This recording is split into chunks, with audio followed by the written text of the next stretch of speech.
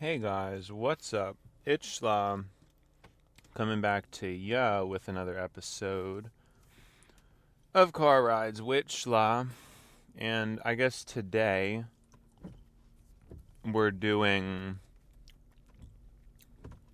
kind of continued thought about what I was thinking about the other days. So it was like this idea that it's possible it could be better for me to just kind of, not ignore other people, but sort of match other people's energy more instead of trying to be like a better person or a good person. And that there may be a specific exception to me being that way, that most people probably shouldn't do that, but in my case it's possible that I should. Something along those lines is what we were getting to. First, though, do need to get gas today. Shouldn't be a problem. I'm realizing, though, that was kind of the other advantage of getting the gas sooner, is that even though I'm trying to, why, I shouldn't be messing up like this with something so, like, it's like easy for me to explain all this like complicated crazy stuff, but then when I get to talking about gas and getting fuel for my car, then I seize up, right? So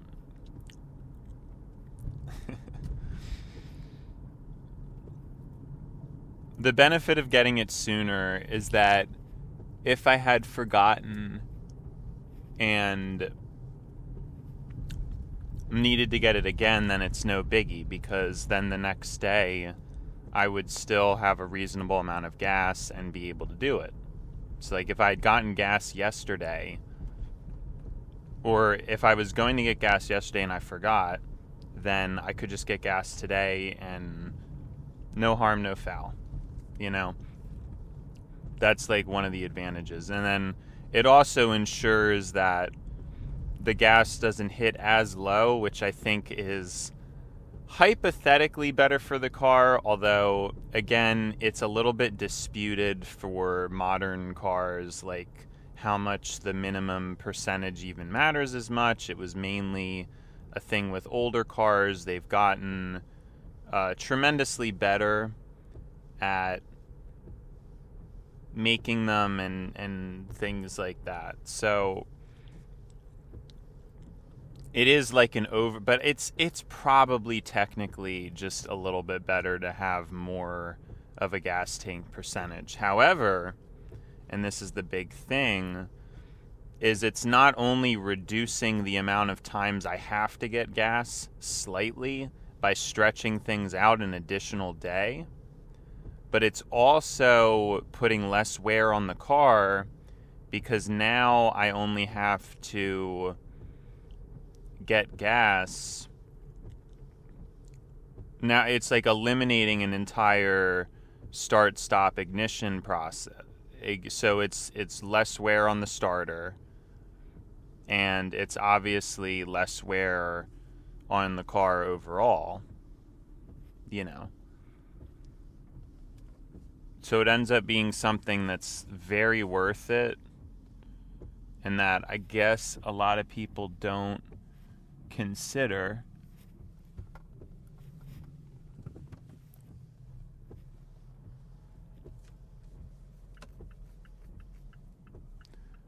Sorry. Just thinking. Anyways, that's the advantage of that. But the truth is, it's just better for me to just do it as accurately as I was planning on. That is just technically the best scenario. So, yeah.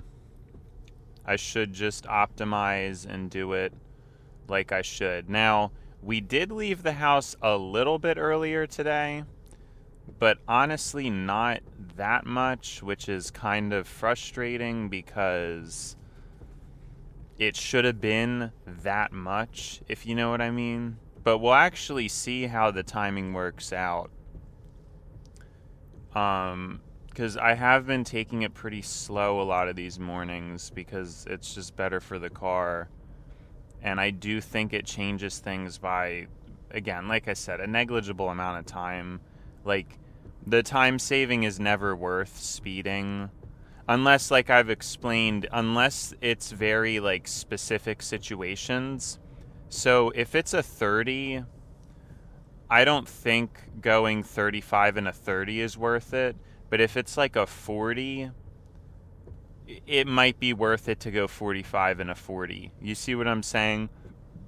You have to kind of like judge the situation, and it depends also, like you have to observe with your own car the gear ratios and what is best in what gear. That's like another thing to do. So it also depends on the car.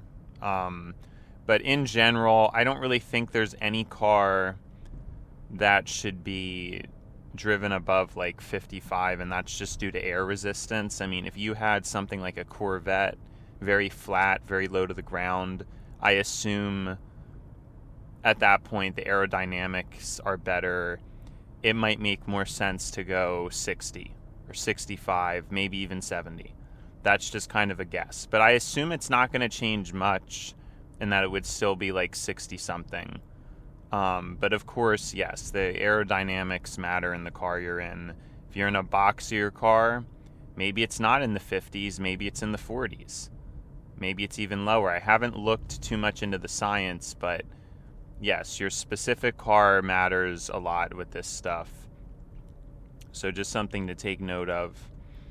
And I do wonder, though, if the less fuel actually makes like a... I'm not sure. I mean, maybe these mornings I was just driving pretty perfectly. I don't know. But what was I going to say?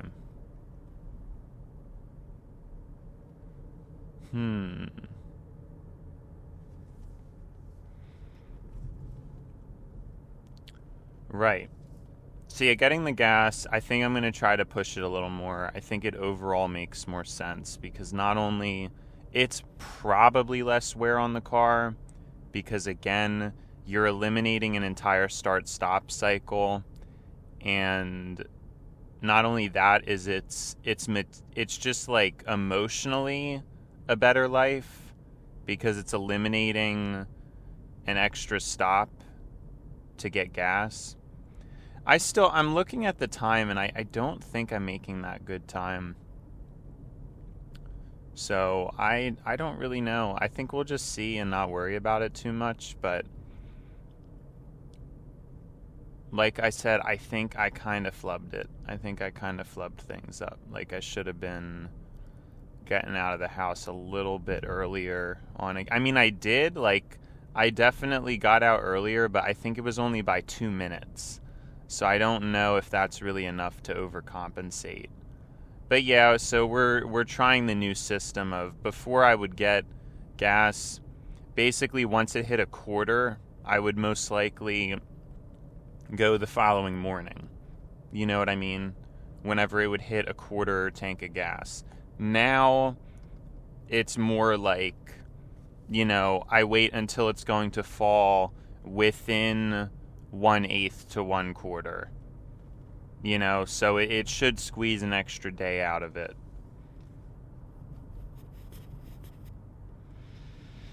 And then what else is there to discuss? Right, the main topic, this idea that in all of my social interactions, I get upset with people. And I guess really the solution to that is to just view people as lower than and less than. And I know this sounds dark, but trust me, I don't actually think that. Like in my heart of hearts and my core of core, my soul, I'm the one who usually advocates for people. Like, my wake up call is like, animals don't matter as much as humans. And it's an error for us to prioritize pets or value an animal's life over a human being's life. That is an error. That is not something that's a good mindset to have about things. It's an error. It's humans not caring in the way that they should, and it causes problems, obviously. So we do that, and most humans will care about an animal more than a stranger, their pet cat more than a stranger. And I guess to a lot of people, the more I say it, I guess the crazier it sounds. Like, of course, why would somebody care about a stranger more than their own pet cat that they love and care for? But hear me out, we should. There's absolutely reason. Now, in a civilized society, if we're viewing this in the framework of, we're out in the middle of nowhere in an uncivilized wilderness or something like that, you shouldn't, I guess you shouldn't act in that kind of a way. Like, your dog that you have with you to guard you should be valued above a stranger, because a stranger could kill you. I mean, even in the wilderness, though, I'm not really sure why a human would want to kill you, but that's kind of, that actually also doesn't even make any sense, because, like, is it really often that animals kill their own, like, species? I don't really think that's a super common occurrence. So, yeah, it's just like, I don't think that happens too often. I mean, some animals get in fights with each other, and I guess humans are an example of that. But that's kind of the main concept that I've had to explain to a lot of people, is like, human life does matter more than an animal's life. And it doesn't matter, like, what your opinion is or how you feel, because it's true. Like, a human is just so much more important, has so much more feelings and capacity for feelings, capacity for emotion. A human can care, and does care, tremendously more than an animal ever can. And I think that is it's just the truth. A cat just doesn't care about you as much as even a stranger could. I was walking the other day, and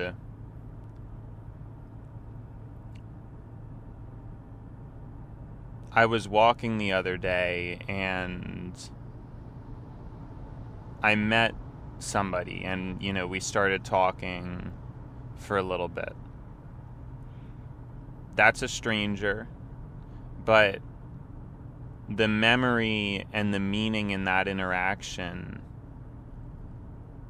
cannot be replicated with any animal. It doesn't even come close. Even your favorite dog, at the end of the day, is mostly an illusion. It's mostly this thing that looks fuzzy, looks friendly, looks furry, looks friendly, but is actually angry. No, I'm joking. it's an illusion, and so I think it's easier for some people to care about the animal because the animal is innocent, so you don't have as high expectations for it, whereas like another human doesn't have innocence, or it's more complex. Obviously, a human to human relationship is more complex than a human to animal relationship. So it's easier for people to fantasize or romanticize human to animal relationships as opposed to human to human. It's also that there's no ego fight because a human knows that they're superior to the animal. I think in conversations with a lot of people want to assume that they're better than others. And so that's problematic, and again, it causes arguments, whereas like a pet can't really argue with you. So I think it's again, it's a lot of fantasization, it's a lot of fantasy, and it's a lot of, you kind of projecting what you think the animal cares about you onto you type of thing. And obviously this depends. I mean, some dogs can get pretty caring, especially if they're trained really well. And I assume that is really the peak of a domesticated animal's intelligence. I mean, I know birds are supposed to be pretty smart. They probably... Right. I mean, I guess I'm being a little bit harsh in a way. I'm assuming a monkey would actually be pretty smart, although there's, bad examples of people keeping them as pets. But I think you get the gist of what I'm saying. Like, and none of this stuff matters because the whole overwhelming consensus is that, one, like, best dog still shouldn't be as good as, like, just an average potential human. Like, an average potential human is just way more caring, way more cognizant. Our intelligence and our care is so much higher. It's not even particularly close. There's no way to make an argument for that. I guess you could assume that a bonded animal could have a stronger emotional tie than a stranger. But we're really talking about potential and care, and how care should work, again, like I said, within a developed society, because it changes a lot if we weren't within a developed society. But you do owe other people something if you're going to partake in a monetary system and in a social order and a social system. You can't pretend like you're just doing all this on your own and you're all on your own, and like, no, you're not on your own at all. You know what I mean? So just something there's a lot of perceptive illusion with a lot of these concepts. So I just want to explain that I'm always an advocate for valuing human life. I think human life is the most important metric we have. I mean, it's the most important thing. And what I'm saying is most people don't value it as much as I do. And I know that because I see it. I see it through people's words, actions, feelings, and how they come across. That there's a lot of people who will value their own pet more than their fellow citizen. And that it should not be that way. It should not at all. If you had to pick between, your own cat dying or a random stranger dying, you should pick your own cat. Although I think the results of that quiz would be a lot different, especially if it was answered anonymously. So I'm an advocate for human care, and I think everybody should, but it gets to a point where, and there's a lot of stuff I don't really like about this, because people start playing games, and people, especially nowadays, are always looking for, like, the emotional, like, cheat sheet, like, to be like, oh, never text first, oh, never double text, oh, and everybody's trying to be, like, tough and like, out toughen the other person.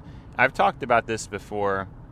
It's just a bunch of ridiculous mind games. I don't really want to engage in that. I mean, maybe my mind will change someday, but to me, it's very dark, and I don't know. Maybe it's fictitious, or it's idealistic of me to just want a connection with somebody, friend or relationship. Of course, I'm not only talking about relationship, family, friend, like, where I don't need to play games, and where it's like, if I want to text the person, I can, and that they will respond and feel a similar imperative to myself to respond. The kind of behavior I've noticed is that a lot of times people will ignore your DM, but then they'll still talk in a server.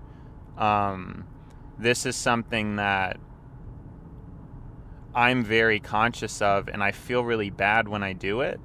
So it's kind of crazy to me to see other people do it, and I wonder if they even care, or if they even know, and if it's just like,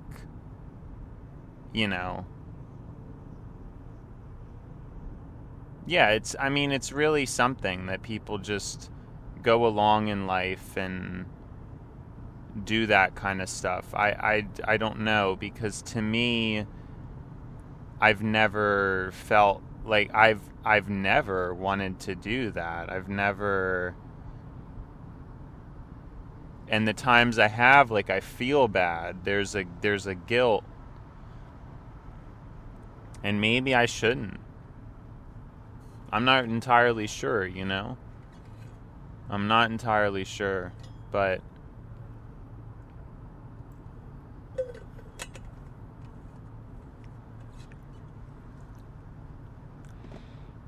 yeah, I mean, and so the truth is like, I have been there and cared about so many people so many times, but you start to see it for what it is after a while.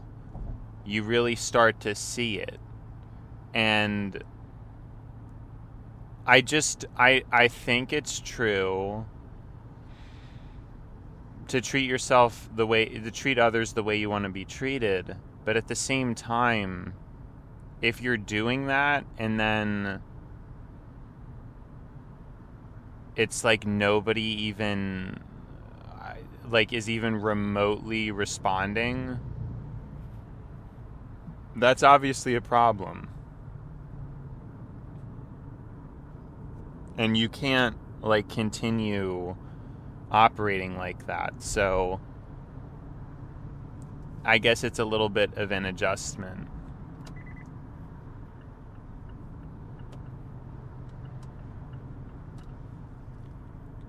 It's a little bit of an adjustment.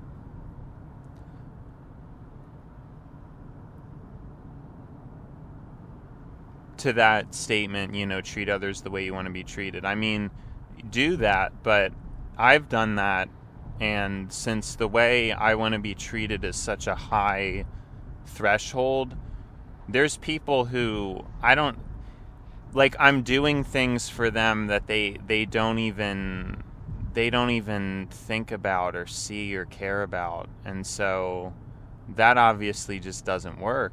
That's just not going to compute in any type of relationship. And I'm just thinking pretty straightforward. Now you have to realize that lots of people, and if anything, most people, I don't even think they're thinking at that level of, oh, treat others the way you want to be treated. I'm honestly, I don't have any data to back it up, so I could be dead wrong. But that's just the cold hard truth. I don't think most people operate in that way. I think they don't. I think most people will just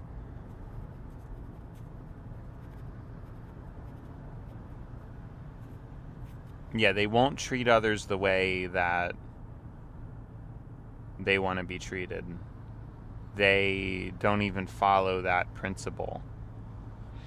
And I guess I have to remember, and I've always found this, that's what I'm dealing with, because my whole life, I wanted to be happier. I wanted to find happiness. I wanted to find peace. I wanted to see progress. I wanted to figure these things out and care about them. And then come to find out, talking to other people, some people just think it's impossible.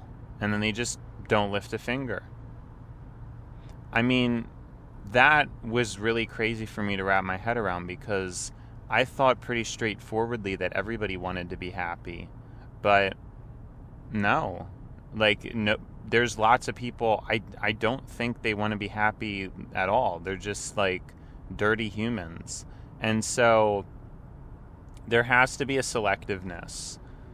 And I'm reaching that point where it's I have to just learn to be alone, because what else is there for me to do at this point?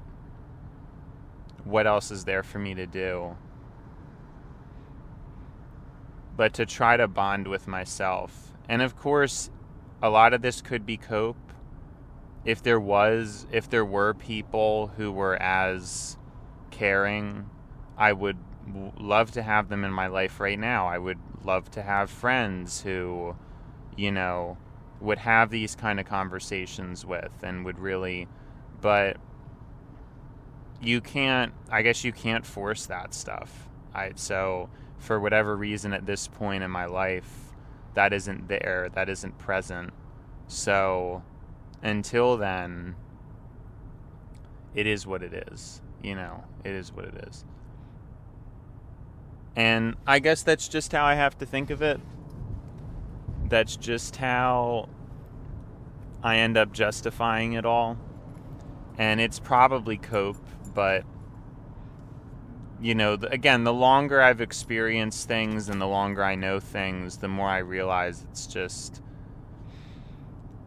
I have to keep thinking people are just really stupid and uncaring. There's no other option, I guess. There's no other choice, really. So yeah, I mean, it's really something. I think it's really something. But yeah, so I've learned, I guess, through my interactions with others, it hasn't been all for nothing, but it's been a lot of pain, for whatever reason, really. And I don't know, I think we're getting through it. I think we're making some kind of progress, like I've said before. But it is what it is, and I don't know. But that's what I'm saying. But what was the premise of this? It was the controversial statement. It's time to stop caring about people. And it's not that I will actually do that. It's just more of a mind experiment of specific advice for myself. It's not anybody who is watching this, and people in general need to put a lot more effort into care. They do.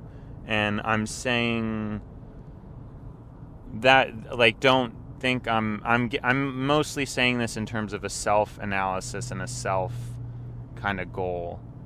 But every single person hearing this needs to care about others more and needs to get better at doing it, which is another pretty clear distinction.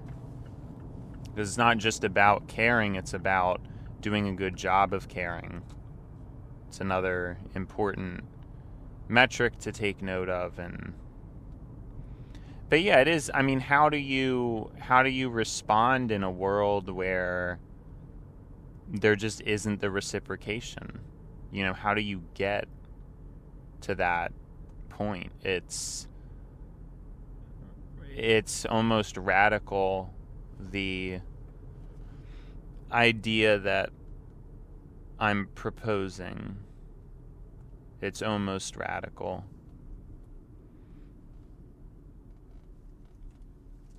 And so here we are.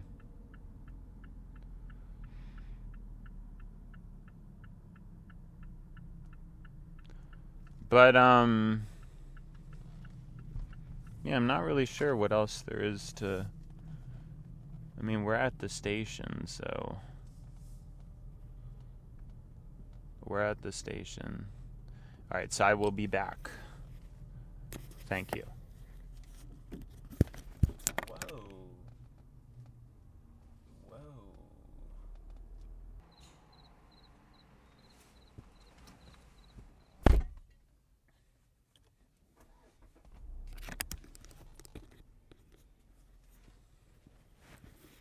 Hey guys, what's up? It's Law coming back to ya with another episode of Car Rides with Schla. And I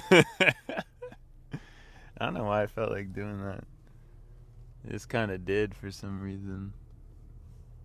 But yeah, it's like,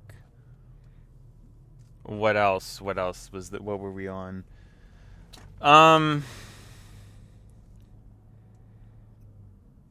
Yeah, it was, so I love people, I care about people, but there's a certain limit to that. You know, like you can't, I don't know, in a world like this, I don't think it's right to act in the way I'm acting. So I'm just gonna be really angry if this light, I cut it a little tight, but I think it was okay. Yeah, I was just gonna be pretty mad. So I don't know how much it really matters, but like I said, for me, the thing that's frustrating is it's not a patience thing. It's just a thing like, it's a wear thing. Like I know it's damaging the car, it's costing me money to stop at a red light. And so it's not like a patience thing at all for myself personally. It's I know that it doesn't matter about the speed. What matters is that I'm having to stop at I don't think that's too complicated really of a concept. So yeah, I don't know. I think we'll end up making okay time. I think it'll actually be right around good. So, although I'm assuming we're going to end up doing my alternate space, just because that seems to be the consensus recently of what we're supposed to be doing. And yeah, it's kind of annoying, and it reduces the time I can clock in. My perfect space is the most optimal, so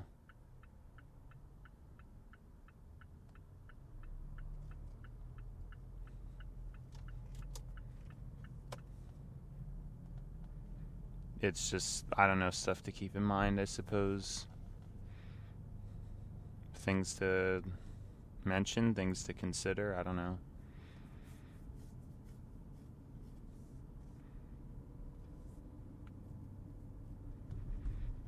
Yep. Coming up to a red. Oh, it's green, but see, this one's really short.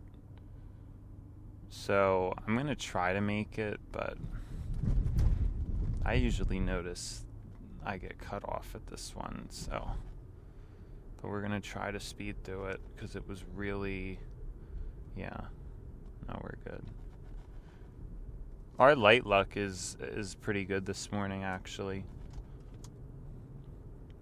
It seems like it's best to be in automatic. I think I've said this before, up until 4th. And then it makes more sense to just switch into 5th manually because before that, though, it's very difficult to shift better than the automatic. And I'm not sure, it's probably a combination of frequency as well as just maybe logistics. No, that's not a good way to describe it. That's like super vague and broad. The whole point is that my level of conversation, and of course it's superior to have a living human to interface with than a microphone or an AI, but I guess it's the level of conversation that I'm having a lot of the time. I think it makes more sense for it to just be properly documented. If that reads at all, like it's just, I don't know, that's probably what's best or what's most efficient, whatever you want to comment or describe it. I believe that is just the truth of the situation. And so, yeah.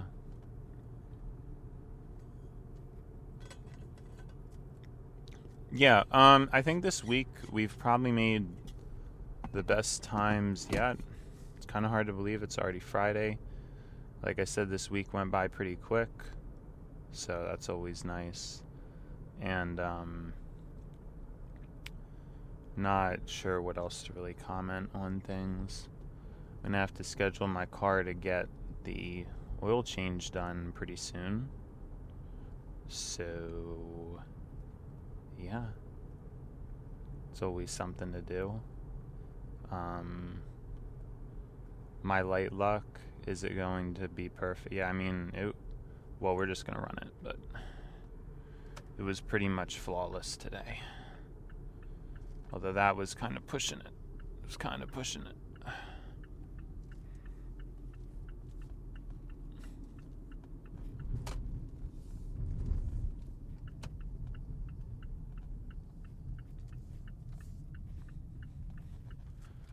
Probably could park in my space, but I'm not going to. We're still going to do the alternate, so.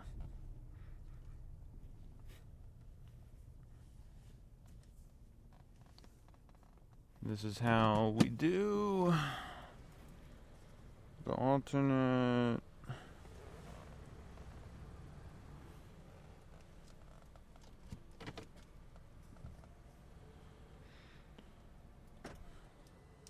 Okay, let's see. Good. Yeah, fine. Fine time. I hope I parked this okay. I was in a little bit of a rush, but whatever. But yeah, so I guess it's important developments. It's all important developments and potentially monumental even. Potentially even monumental.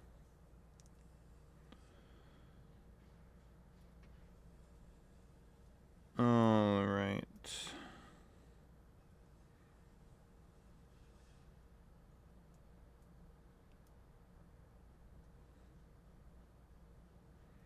And what's in store?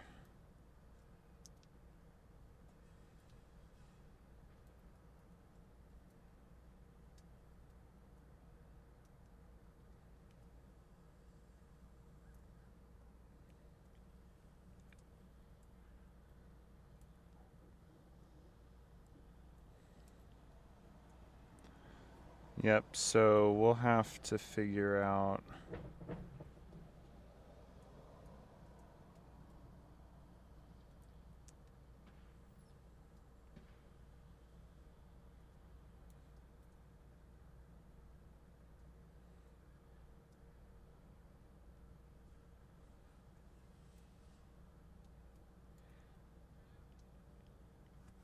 Alright, sorry. My apologies.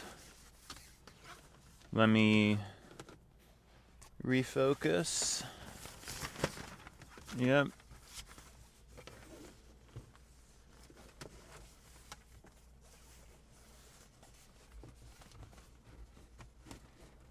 Alright.